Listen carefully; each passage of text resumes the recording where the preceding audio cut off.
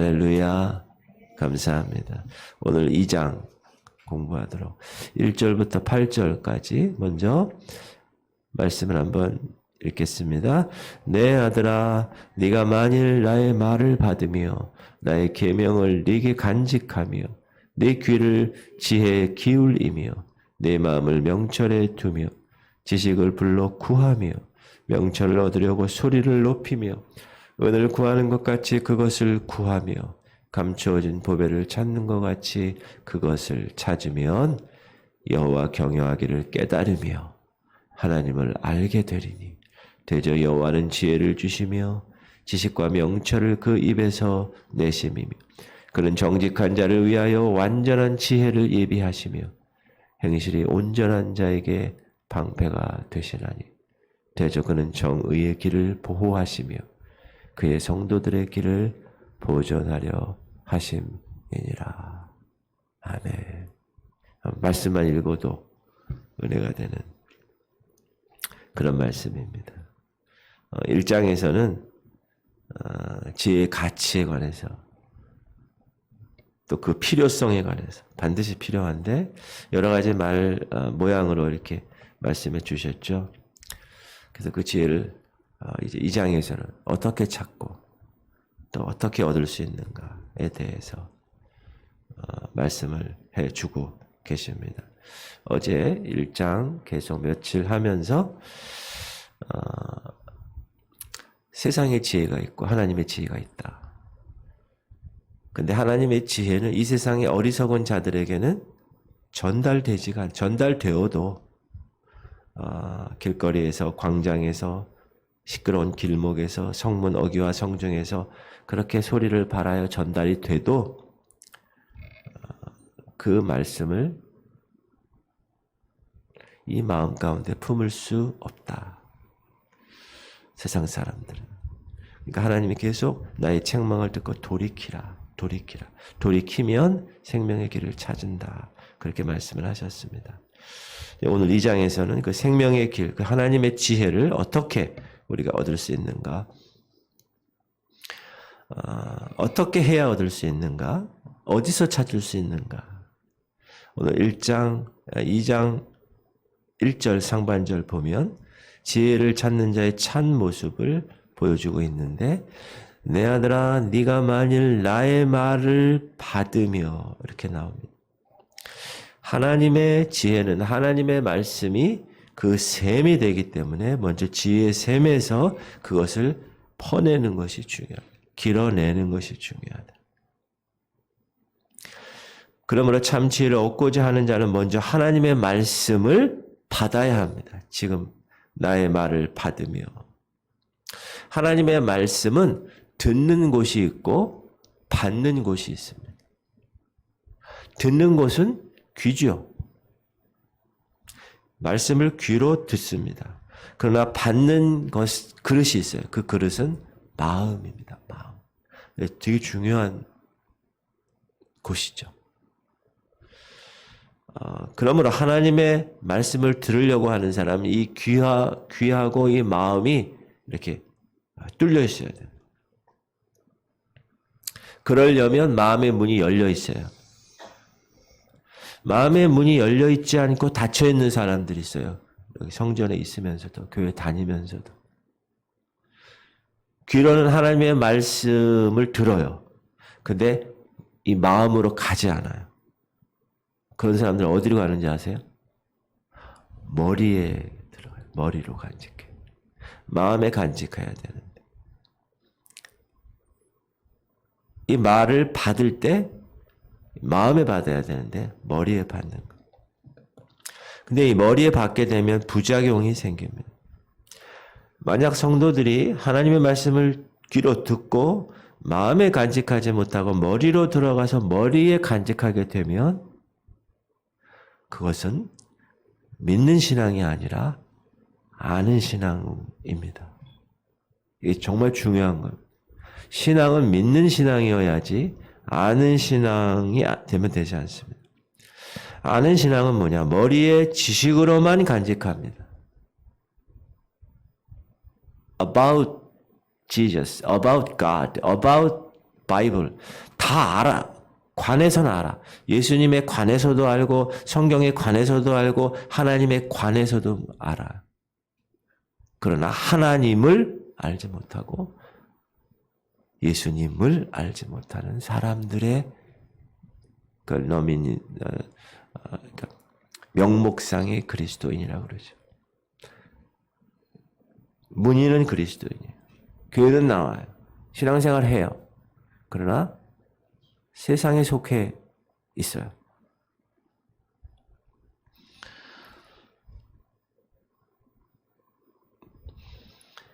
믿음으로 받지 못하기 때문에 믿음으로 살지 못하기 때문에 이 같은 신앙은 그 사람을 변화시키지 못합니다.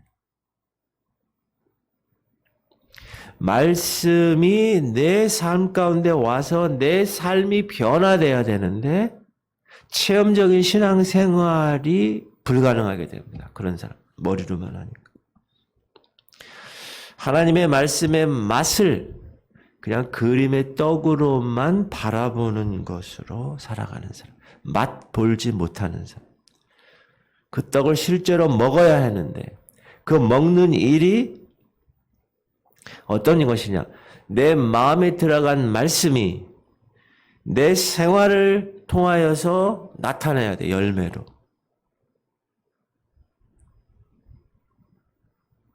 그 열매는 뭘로 이어져요? 말씀의 씨 때문에 이어지는 거예요. 자라나서. 그래서 우리가 우리의 생활 가운데서 하나님의 말씀의 맛을 맛볼 수 있는 거예요. 그러니까 진정하게 거듭난 사람은 생활이 그 거듭난 사람에 합당하게 나타나게 돼 있어요. 애를 쓰려고 하지 않아도. 사람들이 보고 알아요. 야고보서의 행위를 강조한다, 믿음을 강조한다 그런 의미가 아니라 진정으로 믿음이 있고 진정으로 하나님을 만났고 진정으로 거듭난 사람은 행실이 그럴 수밖에 없어요. 이원화가 될 수가 없어요. 그래서 먼저 말씀을 받으려면 이 마음의 문이 열려져야 합니다. 근데 이 마음의 문은 어떻게 열려지는지 아세요? 회개하는 자에게 열려집니다. 죄를 범하고도 회개를 모르는 사람이 있어요. 그런 사람은 이 마음 전체가 돌처럼 굳어져 있기 때문에 열려지지가 않습니다. 그런 사람이 의외로 많이 있습니다. 잘 모르겠어요. 그러나 자세히 영적으로 살펴보면 알 수 있어요. 그런 사람, 그런 마음에 돌처럼 굳어 있다고 그랬죠?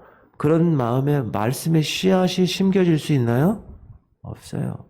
길가, 돌짝밭, 가시농 그리는 그런 밭. 몇 개 떨어질 수는 있어요.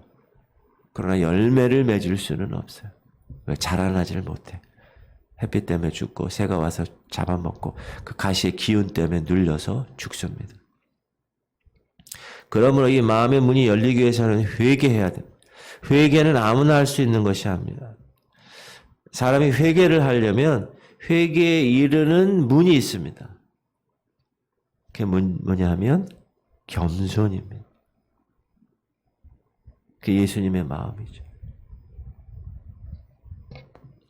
수고하고 무거운 짐진 자들아 다 내게로 오라. 내가 너희를 쉬게 하리라. 나는 마음이 온유하고 겸손하니 나의 멍에를 메고 내게 배우라. 그리하면 너희 마음이 쉼을 얻으리라. 우리의 마음이 쉼을 얻고 이 마음이 하나님의 말씀을 씨앗을 받을 만한 옥토가 좋은 밭이 되려면 이 안에 예수 그리스도의 마음이 들어가야 되는데 겸손하지 않으면 사람이 겸손하지 않으면 절대로 회개할 수가 없습니다. 그래서 하나님은 우리의 회개를 위해서 먼저 우리의 그 겸손하지 않은 교만을 꺾으십니다. 그래서 교만이 꺾이게 하려고 여러 가지 시련과 여러 가지 어려움을 줍니다. 바닥을 치게 하고 자존심을 상하게 하고 그래서 교만한 그 마음이 꺾이면 회개하게 되고 회개하게 되면 겸손한 사람이 되고 그 겸손한 사람 안에 하나님의 말씀이 받을 수 있는 상태가 되게 됩니다. 왜냐하면 겸손한 마음 안에는 죄를 간직할 수 없기 때문에. 죄는 겸손한 자의 마음을 뚫고 들어갈 수 없기 때문에. 하나님이 그런 사람의 마음을 열어주는 것. 제가 어제도 말씀드렸죠. 하나님의 영은 거룩한 영입니다. 그러므로 내가 거룩하지 않으면 나에게 들어올 수가 없습니다. 여기 죄로 얼마나 지저분한데 여기 강단이 여러분 똥을 싸고 오줌을 싸면 되겠습니까? 하나님이 임재하시겠어요? 물론 이 강단 자체가 그런 게 아니라 영적으로 우리의 너희는 하나님의 성전이라고 그랬는데 이 거룩을 위해서 우리가 계속 매일 가꿔야 되지 않습니까? 그런데 그렇지 않으면 거룩한 영이신 하나님이 들어갈 수가 없어요. 그러면 성령 충만이라는 말이 존재할 수가 없어요. 그 사람에게는. 지극히 존귀하며 영원히 거하시며 거룩하다 이름하시는 이가 이와 같이 말씀하시되 내가 높고 거룩한 곳에 있으며 또한 통회하고 마음이 겸손한 자와 함께 있나니 이는 겸손한 자의 영을 소생시키며 통회하는 자의 마음을 소생시키려 함이라. 그래서 주님 앞에 나와 주님 저는 아무것도 아닙니다 라고 기도했던 세리, 창녀들, 과부들 이런 사람들을 하나님이 더 높다고 예수님이 복음서에서 그렇게 하게 하셨어요. 하나님은 하나님의 영을 보내셔서 통회하는 자와 겸손한 자의 마음을 소생케 하신다는, 마음을 소생하시기 위해서 그의 마음을 열어서 그 말씀을 받게 하신다라는 것입니다. 그러므로 하나님의 말씀은 누구나 귀로 듣습니다. 그러나 간직하는 것은 제각기 다릅니다. 사랑하는 성도님들, 여러분은 하나님의 말씀을 귀로 들으시죠? 그 다음에 어디에 간직하고 계십니까? 머리에 받아 그곳에 간직하는 사람은 하나님의 지혜에 이르지 못합니다. 마음으로 받아야. 마음으로 받으려면 먼저 우리의 마음을 문을 주님이 열어주셔야 합니다. 예수님은 마음의 문이 굳게 닫혀 회개할 줄 모르는 라오디게아 교회에게 이렇게 권면하시죠. 우리가 아까 찬양했던 볼지어다 내가 문 밖에 서서 두드리노니 누구든지 내 음성을 듣고, 그렇죠? 듣고 문을 열면 내가 그에게로 들어가 그와 더불어 먹고 그는 나와 더불어 먹으리라. 두 단계, 들어야 되고 열어야 된다. 주의 음성을 듣고 그의 마음의 문을 열려면 마음을 찢고 죄를 회개하여 교만을 버리고 겸손해하는 변화가 있어야 합니다. 선제적인 행위가. 하나님께서는 그런 사람의 마음을 열어주시고 주의 음성을 듣게 하셔서 그 심령을 소생케 하시기 때문에 그렇습니다. 그리고 계명을 간직해야 됩니다. 나의 계명을 네게 간직하며, 이 간직하라는 것은 마음의 색이라는 거. 마음의 색이라는 거. 우리가 하박국 선지자를 통해서 이 종말에 살아가는 성도들이 해야 할 하나님의 말씀을 어떻게 간직해야 될 것인가에 관해서 공부를 했는데 복습해 봅시다. 여호와께서 내게 대답하여 이르시되 너는 이 묵시를 기록하여 판에 명백히 새기되 달려가면서도 읽을 수 있게 하라. 판에 명백히 새기라. 어떤 판? 마음판. 이 마음판에. 말씀을 마음판에 새기는. 목사님, 말씀을 마음판에 어떻게 새깁니까? 정으로 까서 새깁니까? 아니면 뭐 칼로 이렇게 긁어서 새기나요? 마음을 새기는 방법 두 가지가 있는데 첫 번째는 시편 1편에서 말씀해 주신 방법입니다. 복 있는 사람의 자격에 대해서 얘기할 때 오직 여호와의 율법을 즐거워하며 그 율법을 주야로 묵상하는 자. 따라합시다. 하나님의 말씀을 주야로 묵상하는 사람. 그 사람이 말씀을 마음판에 새긴 사람입니다. 묵상하는 사람. 이 묵상한다는 말은 기도하는 마음으로 깊이 생각한다는. 여러분이 하나님의 말씀을 받을 때, 공동체 성경 읽기를 읽을 때, 개인 큐티를 할 때, 강단에서 선포되는 하나님의 말씀을 받을 때 깊이 생각하는 거예요. 그 말씀을. 소가 자기가 먹은 꼴을 되새김질 하듯이 그것을 기도하는 마음으로 다시 되새김질 하는 거예요. 그것이 말씀을 내 마음판에 새기는 방법 첫 번째고, 두 번째는 뭐냐 하면 이거는 예수 그리스도께서 마태복음 13장에 교훈해 주고 있는 거, 우리가 잘 아는 좋은 밭. 하나님의 말씀의 씨를 받은 사람은 네 종류의 사람이에요. 그러나 그 말씀을 끝까지 간직해서 열매를 맺은 사람은 한 사람뿐이죠. 어떤 사람이었죠? 좋은 밭. 시작. 좋은 땅에 뿌려졌다는 것은 말씀을 듣고 깨달은 자니 결실하여 어떤 것은 100배, 어떤 것은 60배, 어떤 것은 30배가 되느니라. 말씀을 들어요. 깨달아야 돼, 여기서. 말씀을 듣고 깨닫는 자만이 그 말씀을 마음판에 깊이 새길 수 있습니다. 묵상하는 것. 말씀을 듣고 깨닫는 것. 사랑하는 성도님들, 여러분이 하나님의 말씀을 받을 때 그 말씀이 깨달아질 수 있기를 주 여러분으로 축원합니다. 누가 깨닫는 겁니까? 학사, 석사, 박사, 학벌, 좋은 사람, 가방끈 긴 사람이 깨닫는다고 생각하면 오산입니다. 지혜가 있고 총명이 있고 눈치가 빠르고 이런 사람들이 깨닫는다고 여기지도 마십시오. 하나님은 하나님의 말씀을 세상 지혜나 세상 학문으로 깨닫지 못하게 하시고 무식하고 미련한 사람들로 깨닫게 하실 거라고 말씀하십니다. 십자가의 도가 The message of cross. 십자가의 메시지가 세상 사람들의 미련한 것이에요. 미련한. 여러분들이 하나님의 말씀을 정말로 깨닫기를 바라는 마음으로 간절히 말씀을 받으면 성령께서 그 오묘하신 지혜의 말씀을 깨닫게 하시는 것입니다. 그러므로 항상 성령님을 의지해야 해요.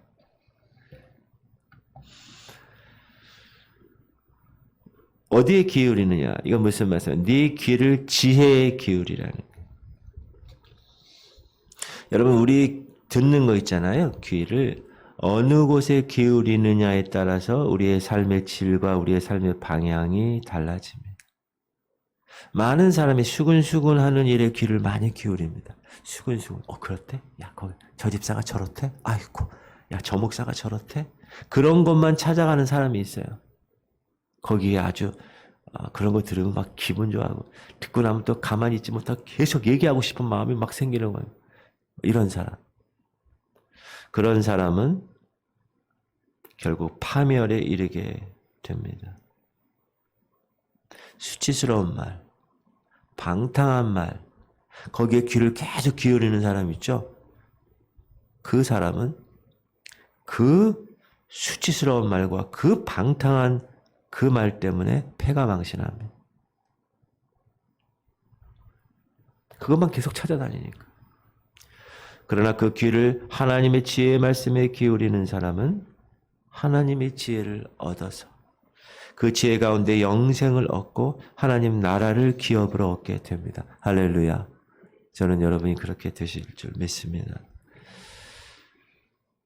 마음의 방향은 어디에 두느냐? 네 마음을 명철에 두며.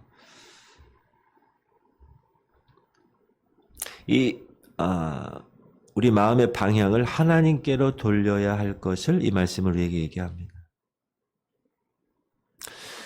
우리의 마음은 하나입니다. 그러나 방향은 두 곳으로 갈라져 있습니다. 하나는 세상으로 향하는 마음이고, 왜 육을 갖고 있기 때문에 그래. 우리가 나중에 부활체 되면 그런 일이 없겠는데 아직까지는 세상의 문은 큽니다. 길도 넓어요. 8차선 아스팔트가 쫙 깔렸어요. 그 세상의 풍조, 세상의 가치관, 향락, 유행, 이생의 자랑, 인간의 정욕 만족시키기 아주 좋은 길입니다. 그래서 대부분 사람들이 이 길을 택합니다. 그러나 이런 사람들은 생명에 이르는 지혜를 얻지 못합니다. 우리가 하나님의 말씀을 통해서 생명의 지혜를 얻으려면 우리 마음을 명철에 두어야 합니다. 하나님이 기뻐하시는 뜻이 무엇인가를 생각하며 살아가는 것. 항상 그 마음을 세상의 허탄한 곳에 두는 게 아니에요. 하나님께로 두고 하나님께로 어떻게 하면 제가 그랬죠. 양궁의 그 가운데 10점. 그게 뭐라 그랬어요? 하나님의 영광이라고 그랬어요. 하나님의 영광에 이르지 못하는 거예요. 죄를 범하였음에 모든 사람은 죄를 범하였음에 그 관역 하나님의 영광에 이르지 못한다고 그랬어요. 그러나 거듭난 사람, 이제 의롭지 않은데 의롭다고 칭해 주신 사람, 저와 여러분, 그리고 나서 거룩을 이제 이 땅에서 살아가라고 했던 저와 여러분, 그러면 이 거룩을 이뤄내는 과정은 뭐예요? 매일 나의 삶이 그 관역을 향하여 가는 거예요. 하나님의 영광. 하나님의 기뻐하신 뜻이 무엇이지? 하나님의 온전하신 뜻이 무엇이지? 그렇죠?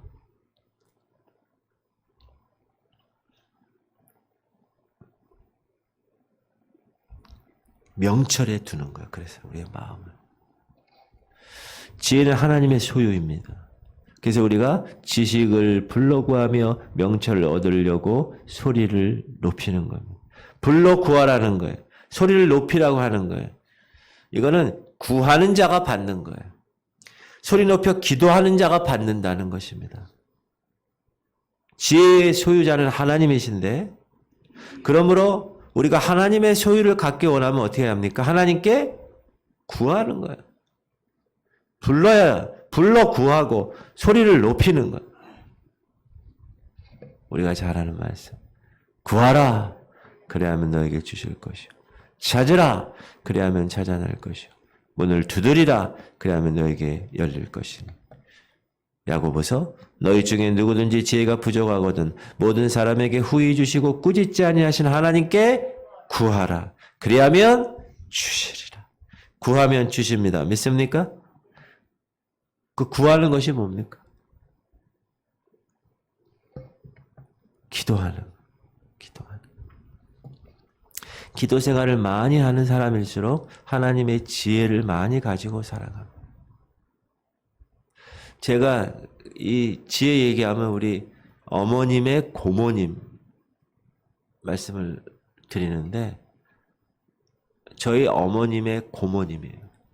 그러니까 예전 사람이죠. 돌아가셨죠, 물론. 그 당시에는 여자들은 학교를 보내지 않았을 때입니다. 태어났는데 학교를 안 보내는 거예요. 국민학교도 근처에 가보지도 못해서 한글도 나중에 하신 분이에요. 뜨문뜨문 읽으셔. 근데 예수 그리스도를 믿고 나서는 얼마나 지혜로운 분이 되는지, 기도를 얼마나 하시는지. 기도 생활을 많이 하는 사람일수록 하나님의 지혜를 많이 가지고 살아갑니다. 어떤 이런 일이 있을 때 그 고모 할머니가 뭐라고 딱 줄줄줄 얘기하면 기가 막힙니다. 석박사 나온 사람들하고 비교가 안 됩니다. 여러분 에디슨이라고 아시죠? 에디슨 때문에 이거 전에서 우리가 지금 보고 있잖아요. 세계 제1의 발명왕이죠. 크리스찬입니다. 평소에 하나님께 많은 기도 시간을 가지고 살아간 사람이에요. 그래서 하나님이 지혜를 주신 거예요. 에이브러햄 링컨 대통령 집무하기 전에 매일 2시간씩 기도 시간을 가진 사람. 그 바쁜 미국 대통령의 국정 그 시간에 2시간.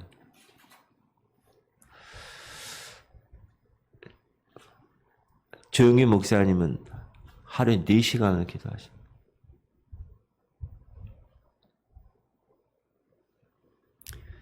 그래서 하나님이 그 큰 교회를 그분에게 허락하셨어요. 그분의 메시지를 듣고 있으면 진짜 심령이 찔리는 말씀입니다. 다니엘이 자기 나라도 아니고 원수의 나라에서 그 나라에 지혜 있는 자들을 다 물리치고 높은 자리에 나라를 다스릴 수 있었던 것은 뭡니까? 그가 그 먼 곳에서 예루살렘을 향하여 하루 3번씩이나 기도한 것.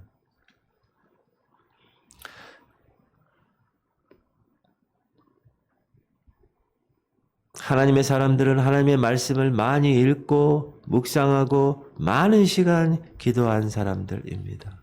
그러므로 끝까지 오늘 4절 보면 은을 구하는 것 같이 그것을 구하며 감추어진 보배를 찾는 것 같이 그것을 찾으면 지혜를 구하고 얻는 것은 한두 번의 기도로 끝나지 않는다는 거예요. 한평생 끈기 있게 쉬지 말고 끝까지 구해야 하는 것. 여러분 금 캐보셨어요? 다큐멘터리 보면 금맥을 따라서 금맥이 있잖아요. 돌 사이에 막 금이 이렇게 들어가 있으니까 금을 캐려면 금맥을 따라서 깊이 파고 들어가야 합니다. 엄청난 힘든 일이죠. 금맥 찾기도 힘들지만 금맥을 찾으면 그거를 갖고 올라오려면 다 캐가지고 올라오려면 제가 다큐멘터리를 봤는데 우리나라가 아니고 다른 나라인데요. 동남아시아. 그 조그만 구멍을 밑으로 팠어요.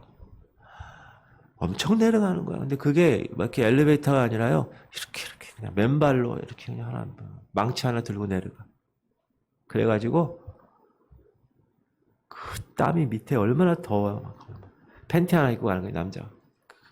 이게 금이래. 그러면서 막 캐는 거예요.